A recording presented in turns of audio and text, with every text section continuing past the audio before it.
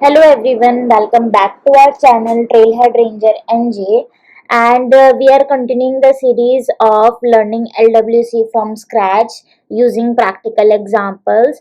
So in our last video we have covered that how we can implement the conditional rendering in LWC. Now in this video we'll be talking about how we can render a list of items in LWC.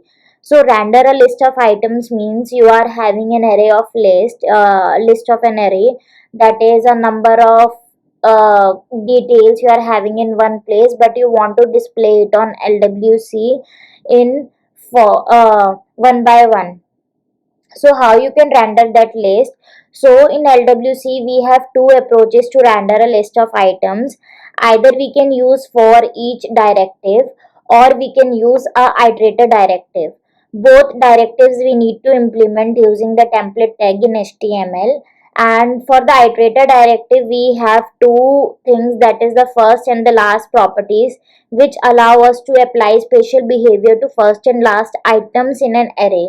So in if we are having a requirement that we want to have different behaviors for first item of an array and the last item of an array, then we can use the iterator directive. Otherwise it is same for both, that is the for each directive or the iterator directive approach. Also regardless of whichever directive we are using, we must use a key directive to assign a unique id to each item, so that whenever a changes has happened to any of the item from our list, it can detect that to which item a change has been happened, and then we can uh, re-render that item. So whenever a list changes, so the framework will only detect that item which has been changed using the key, and the key in the template is not reflected in the DOM at any runtime. So key is the very important directive to use in both the approaches. Now if we talk about for each directive, in this video we will be covering a real-time example of for each, that how we should implement this. So while using the for each directive, we must use for item for current item to access the current item, and to assign a key to each element in the nested template. We use the key equals to the unique ID. Unique ID can be anything which is different for each item of our array. It could be ID, or it could be its name, or any other unique feature, but it must be unique for each item of our array. So let's go to the VS Code. Now we'll create our LWC. We'll give its name as for each rendering LWC. So I have created my LWC. Now what I'll do, I'll just go here to the HTML, and then I'll create a lightning card. I'll give its title as for each rendering. After creating a lightning card in this, I will implement an unordered list by giving its class as standard SLDS class, by giving margin.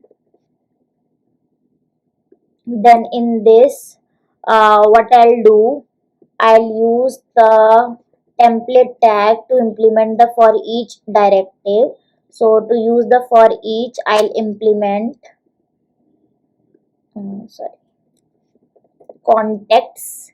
So I am using this context variable, which I'm yet to declare in the JS of this LWC.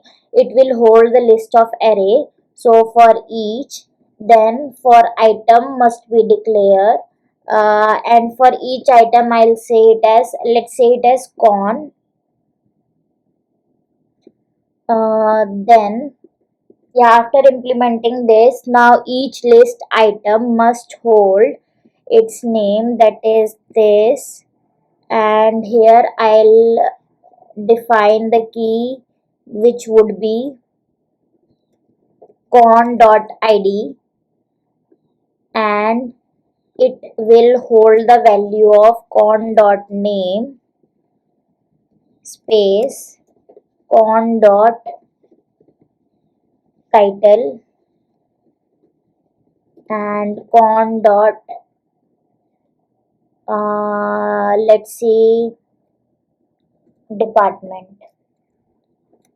So it should hold these three values based on the ID, and it should iterate over this list, and each item would be assigned with this variable.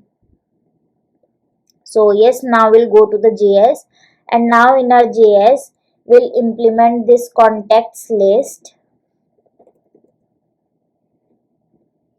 It is a list of an array, so each would be having ID as 1.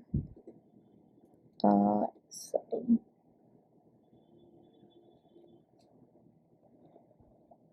Yes, then we have name.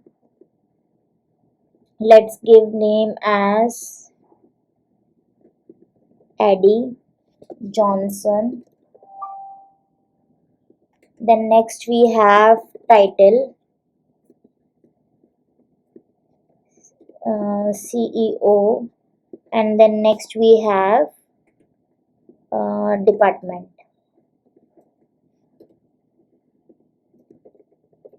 engineering. So that's how we have defined one. Now we'll move on to the next. Yeah, I forgot the comma. Let's not do this. I'll just copy this and paste it in the next line. Let's have the 4. I'll first change the IDs to 2, 3, and then 4, so that it can detect as the key here that yes, it is different. Now I'll just change the name first. Means let's change all the values. Shelly Yen, CFO, department sales.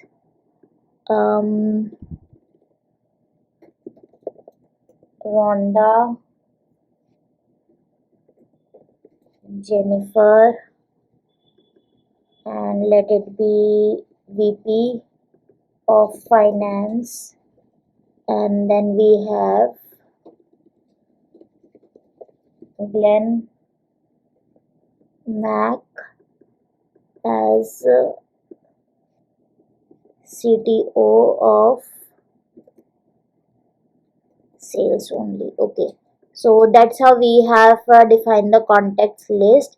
Now we'll go to the meta file as well. Let's expose this LWC and define the targets.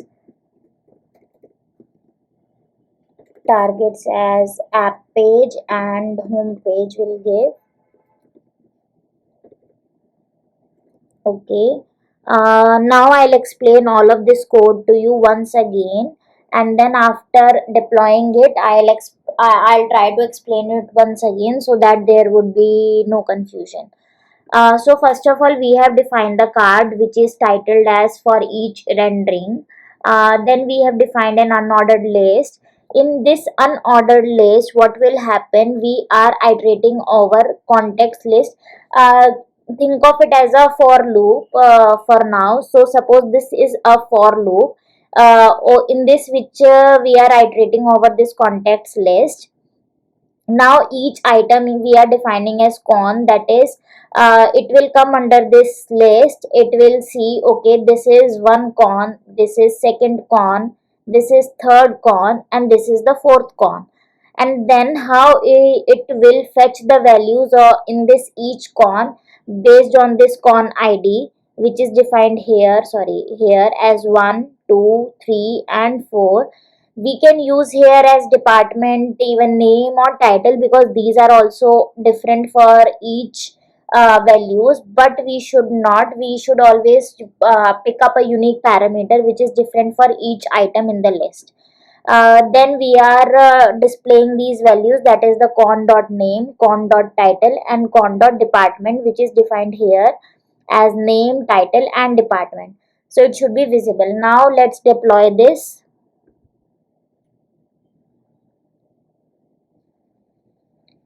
Okay, title is for rendering. Okay, Okay, this title should be small. Now it should be correct. Let's try to deploy this now.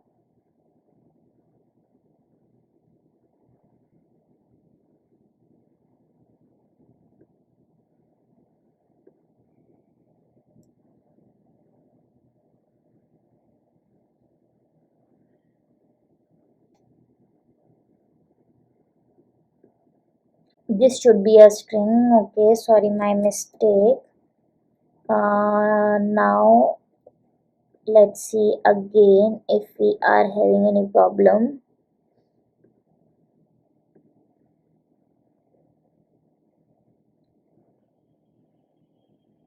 Okay, so now this is deployed. And yes, I have made some silly mistakes, so you can avoid these. And if you will make these mistakes, you will learn it more better for future. So our first mistake was here the title always should be in the lowercase letter, and for item we'll always receive a string, not a parameter or attribute. So that was our two mistakes. Now let's move on to the org.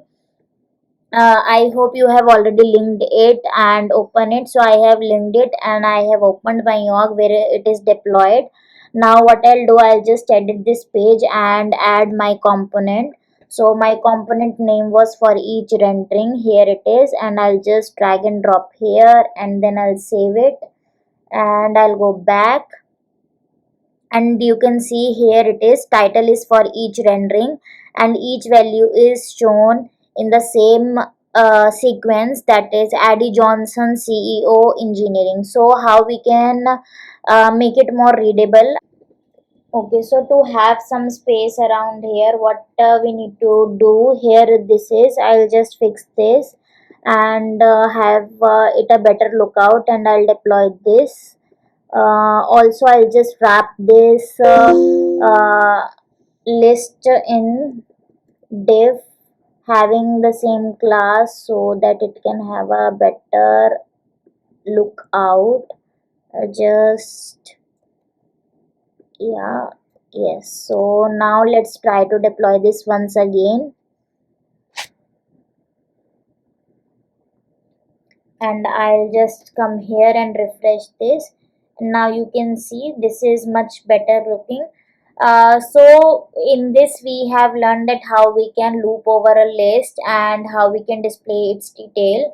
Obviously, if you want to display all these values in different lines or another way, we can do that as well. But here in this, with this simple example, we have just tried to learn that how we can have a list and how we can try to loop over it and display it on the UI. So I hope you understood it, and if you do, please like it and subscribe the channel, and stay tuned for more. Thank you.